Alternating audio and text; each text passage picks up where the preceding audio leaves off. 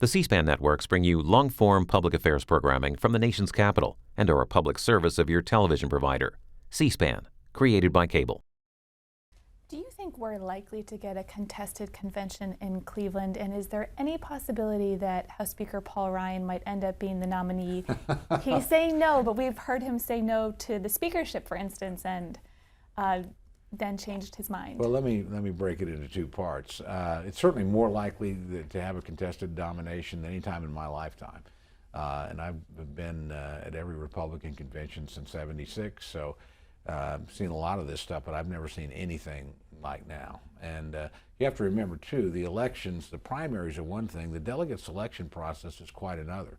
And they're not necessarily connected. Now, how people are going to vote for the first round or longer, depending on state rules, can be determined, but I've certainly seen situations before, and I would expect this to happen in my own home state.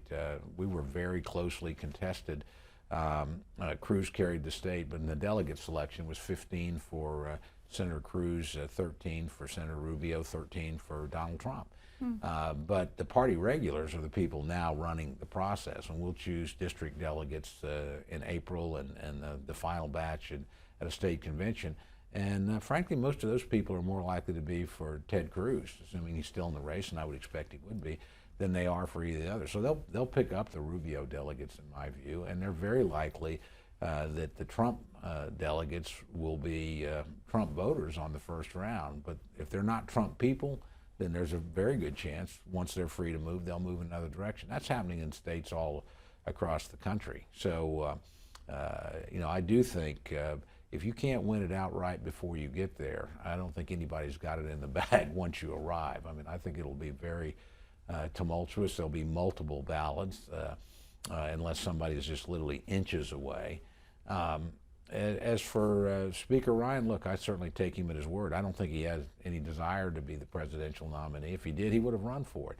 But sometimes you can be a figure of destiny, and he was very much that in the speaker's race. He didn't want to do it. But frankly, it became evident he really was the only person, I think, that could have united the conference, gotten us through the end of last year, and gotten us off to a decent start this year. Look, he's already been vetted. He's been on a national ticket. Millions of people have already voted for him in that regard. We know how he performs. I don't think there's a person in politics that doesn't like or respect Paul Ryan. Even people that disagree with him like him as a person. And frankly, he does represent the kind of vision and values that, as a Republican, you would want to put forward. So, if we develop a chaotic situation at a convention, there is a chance that he or somebody else could emerge. And frankly, as a big Paul Ryan fan, I certainly would be happy to see something like that happen. Now, again, for it to happen, it literally has to happen on its own.